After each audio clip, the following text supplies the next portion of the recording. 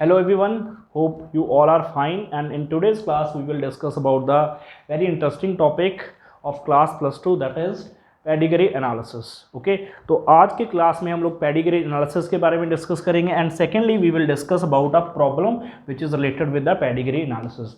So before discussion about this problem let us discuss कि pedigree analysis असल में है क्या चीज़.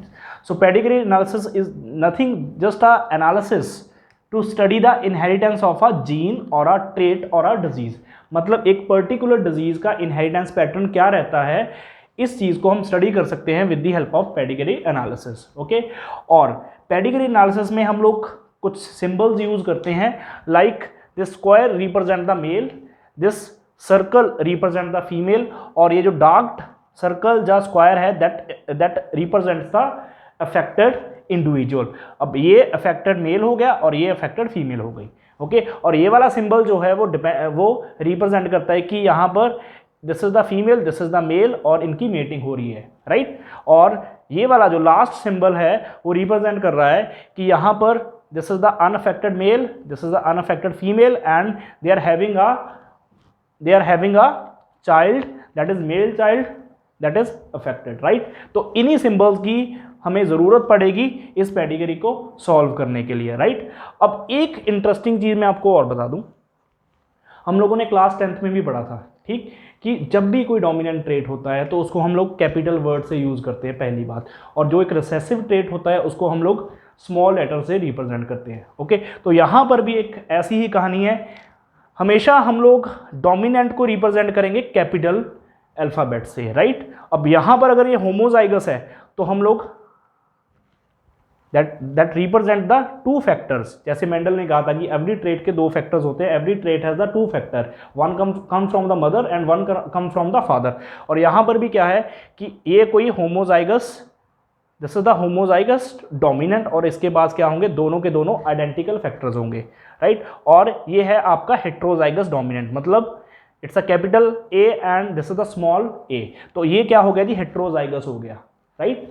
और finally we have the homozygous recessive. और रिसेसिव के केस में हमें पता है कि we always represent the recessive trait with the small letters. Clear, ये बड़ा सिंपल सा फंडा है. जैसे टॉल को, प्योर टॉल को डबल टी से, डबल कैपिटल टी से, जो हाइब्रिड टॉल है उसको capital T small T, and जो आपके पास रिसेसिव होता है उसको स्मॉल टी से रिप्रेजेंट करते हैं. तो इन्हीं, ये जो मैंने अभी आपको एक्सप्लेनेशन दी है इस टॉपिक की, इसी के बेस्ड हमारी ये जो है वो प्रॉब्लम है, और इसको हम लोग सॉल्व करने की ट्राई करते हैं, ठीक.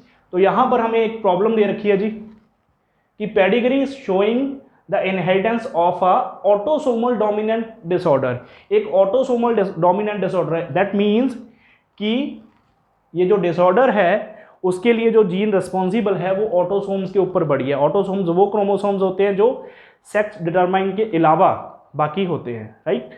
कि जो क्रोमोसोम सेक्स डिटरमाइन नहीं करते उनको बोलते हैं ऑटोसोम्स. ओके, अब डोमिनेंट ट्रेट है, इट मींस ये जो ट्रेट होगा it will never skip a generation, ये एक जनरेशन स्किप नहीं करेगा. तो इसको हम लोग थोड़ा स्टडी करने की ट्राई करते हैं, ठीक. तो हमारे पास ये एक पेडिग्री है. ओके, यहाँ पर this represent the affected male, right, and this represent the unaffected female. और जब इनकी मेटिंग हुई, इनके पास एक मेल आया, राइट, एक मेल पैदा हुआ दैट वाज अनअफेक्टेड. वो मेल क्या था, अनअफेक्टेड था, राइट. और अब इस अनअफेक्टेड मेल की मैरिज हुई किसके साथ, एक फीमेल के साथ, and that female is affected. Okay, इसको कोई डिसऑर्डर है, इसको भी कोई डिसऑर्डर है, क्लियर. और यहाँ पर ये वाले जो इनके इंडिविजुअल्स हैं उनमें ये मेल, पहला मेल आया जो क्या था, अफेक्टेड था, दूसरी फीमेल अनअफेक्टेड थी, तीसरा अफेक्टेड, और चौथा जो मेल था दैट वाज आल्सो अफेक्टेड. तो हम लोगों ने कुछ नहीं करना, हम लोगों ने क्या करना है, इन इंडिविजुअल्स की जीनोटाइप का पता लगाना है. We have to find out the genotype of these individuals. तो बड़ी सिंपल सी बात है जी यहाँ पर.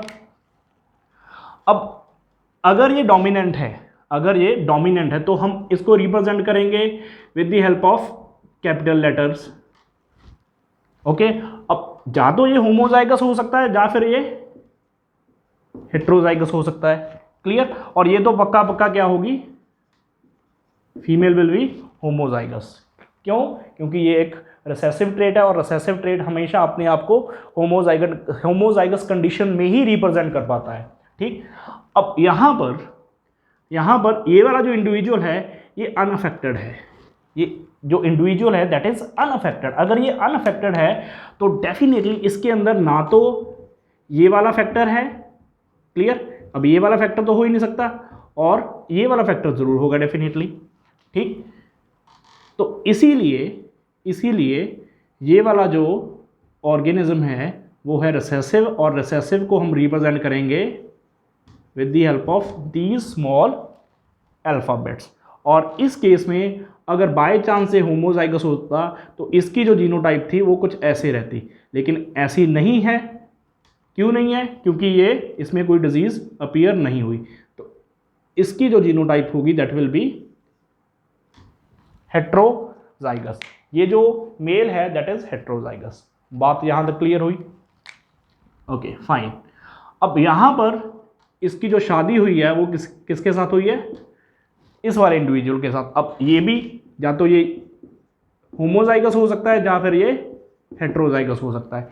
लेकिन अब प्रॉब्लम क्या हुई कि इनके जो आगे जो इनकी प्रोजेनी थी इसमें क्या चीज़ है कि ये अनअफेक्टेड आ गया। तो अनअफेक्टेड उसी कंडीशन में आ सकता है, क्लियर, अनअफेक्टेड किस कंडीशन में आ सकता है कि जो ये वाली जो फीमेल है वो क्या रहेगी? हेट्रोजाइगस रहेगी। मैं एक्सप्लेन कर देता हूँ कैसे। बड़ी सिंपल सी बात है, अगर ये वाली जो फीमेल है अगर वो होमोजाइगस होती और इसकी जो मैरिज होती किसके साथ होती? दैट इज होमोजाइगस रिसेसिव के साथ, तो हमारे पास क्या आता? सारे के सारे ये हेट्रोजाइगस आते और सभी में वो डिजीज जो है वो अपीयर होती। लेकिन यहाँ पर ये वाला जो इंडिविजुअल है दैट इज होमोजाइगस। तो इस कंडीशन में जो सेकंड जो ये वाला है this is also heterozygous, this is also heterozygous. Clear? अब हम लोग इसको थोड़ा सिंप्लीफाई करते हैं। इन्होंने क्वेश्चन में पूछा है कि इंडिविजुअल नंबर 1, 2 एंड 3 की जेनेटिक मेकअप बताइए। इंडिविजुअल 1, 2 एंड 3 का जेनेटिक मेकअप बताइए। तो बड़ी सिंपल सी बात है, 1 का हो गया जी। 1 क्या है? हाइब्रिड है, मीन्स हेट्रोजाइगस है। ये ऑप्शन नहीं है, ये ऑप्शन नहीं है, और ये हो सकती है, क्लियर, ये हो सकती है हमारे पास, ये भी हो सकती है। मतलब 2 हमारे पास ऑप्शंस रह गई। इसके बाद सेकंड, अब सेकंड क्या है? ये भी हेट्रोजाइगस है। सेकंड क्या है? अब ये ऑप्शन कट हो गई तो ये वाली रहेगी। और थर्ड क्या है? This one. तो हमारा आंसर क्या आ गया जी? 4। ओके, तो बड़ा सिंपल तरीका है इसको सॉल्व करने का।